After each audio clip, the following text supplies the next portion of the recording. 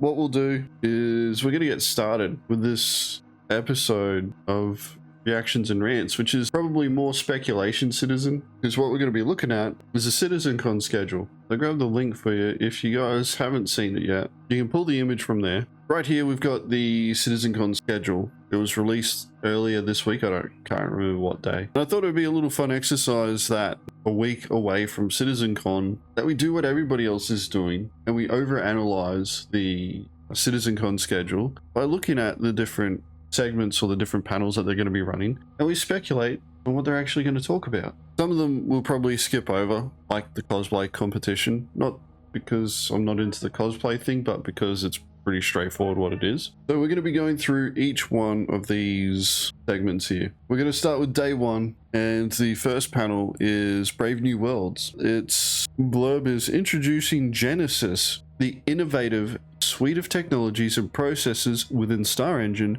that breathe new life into truly immersive worlds, achieving the fidelity and scale required to fill an entire universe. They're talking about the tools that they're using to build out systems, star systems. That's what I see it as. Like last year when they showcased the trailer for StarEngine, I'm pretty confident that they did that to market it to potential customers. Like, I've always speculated that CIG is planning on taking their version of CryEngine, so StarEngine, and licensing it out to different companies. And what they're doing is they're using CitizenCon as a way of showing backers and trying to build confidence that, hey, you know, like those 100 star systems, we're not going to get them on 1.0, but after Stanton has been built out, after we've got Pyro, that they can build systems out relatively quickly. So hopefully we're not spending 5 years in one system again, which we shouldn't using procedural tech.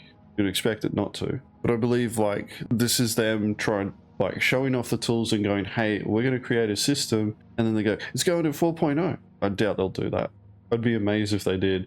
If they were going to do that, it would be a system that only has like a star in it and jump points. Maybe a couple of like asteroid fields dotted around as points of interest that you could travel to. And they build us an economy. I hope so. I mean, that's probably one of the most crucial parts of a Star Citizen that we kind of need, really. Yeah, like what do you guys think of Brave New Worlds? Like Genesis, what are your thoughts on it? Like, do you think that it's going to be, do you think along the same lines as me, is it's like their procedural tech for building out star systems? Or do you think it's something else? Am I completely off the mark? World and encounter generation. Okay.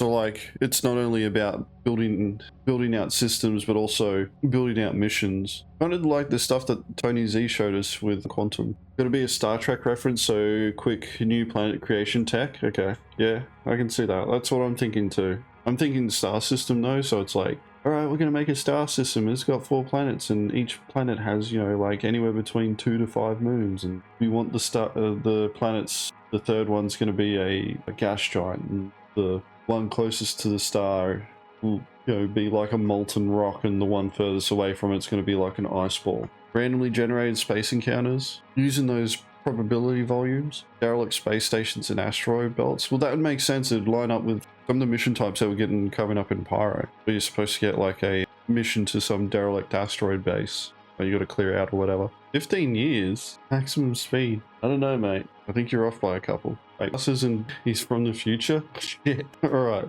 So we know we've still got another 3 years of no economy.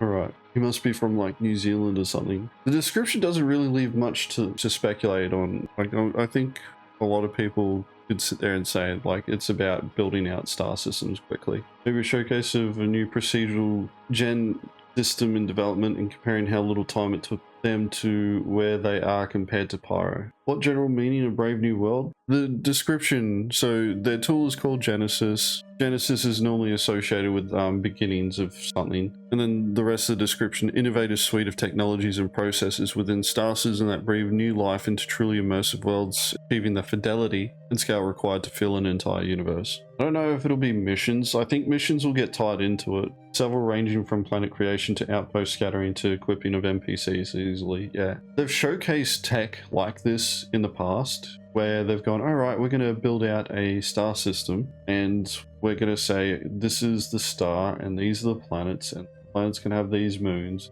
and we're going to say take an outpost type, and then we're going to drop it here. Has to be a Star Trek reference, the Genesis torpedo that created a new planet complete with life forms. I don't watch Star Trek enough to know about that, Sorrel. Yeah, just give us back Nyx, or give us Nyx. I'm surprised CIG hasn't said anything about Nyx yet, but I think like 2 hours. Yes, it is. I put down 1 hour, but that's because I'm silly and I can't tell the time. The whole idea though, like 2-hour panel talking about creating star systems and everything that goes in it. That's the way I see it. Connecting them as well may be a thing. So like a mission going from Pyro to Stanton, for example, would be an example of the tool of Genesis, Genesis as a system, because one of the things you're going to have to do, right, is when you create a planetary system, or if you create a new star system, you're going to want to connect it to the other star systems, and you're going to want to connect it more than through just a jump point. You're going to want to give people a reason to go into that system or have to go through that system. Because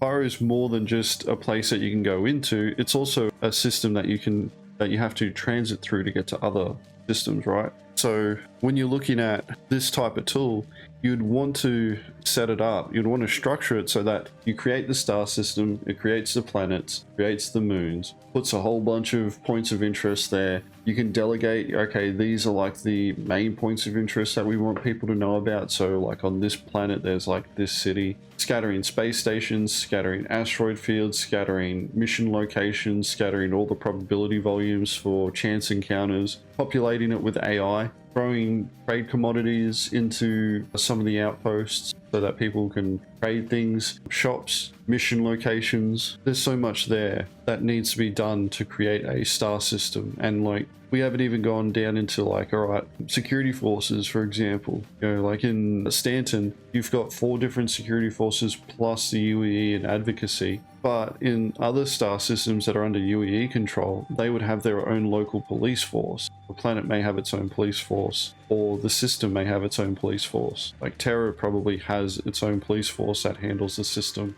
and then they have the UEE and advocacy working over the top. Whereas in Stanton, planets have their own security forces.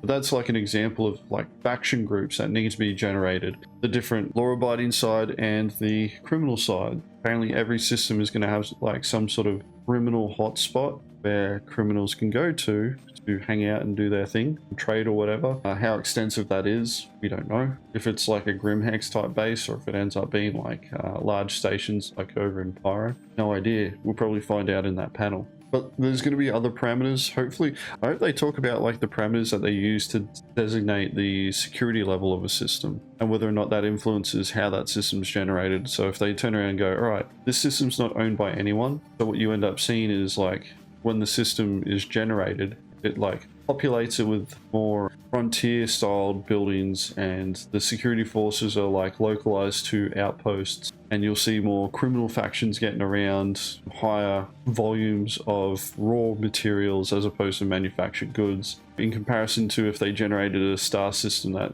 for example, is set in, I wouldn't say similar to Terra, but probably closer to Stanton in terms of like structure. So it's supposed to have a manufacturing base, supposed to be like medium security, UEE based, and less resources, security forces presence, not as much criminal activity going on, and then like the high-sec systems and how that's differentiated between the two. I'm interested to see whether or not they've gotten to that level of detail with the tool, because if they haven't, then we're still years off before we start seeing a lot of systems getting pumped out. Because realistically, that is what they need to be able to do. Like, they need to be able to one button push a system that is nearly complete, and then they just have a designer go through and start checking, okay, like, do some of the missions work? Do, like, security respond the way that they're supposed to? They may end up using AI-based tools as well. And that's something that I don't think a lot of people account for, is like, one side of this is like building it out, the other side of it is testing it. And even with as much free testing as they get from backers, we're not going to find everything. We're not going to be checking the outposts to make sure that they're all sitting flat on the terrain. That's not our job. Normally that would be QA going around and doing that. But if you look at Stanton, for example,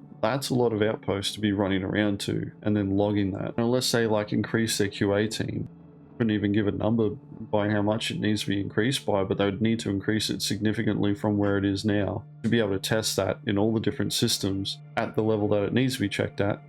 Then I think we'll end up seeing CIG aiming to leverage tools, which they actually may mention here. Procedural generation in conjunction with AI tools checking and verifying that our buildings are sitting flush with the ground, that AI spawn points aren't underneath the terrain, or AI spawn points aren't in a room that has no doors on it, that missions can actually be tracked through. So like you get the mission, you're able to go to the different spots for it and then complete that mission. I can't see any real way for CIG to validate at the scale of what they're building Star Citizen out without utilizing AI.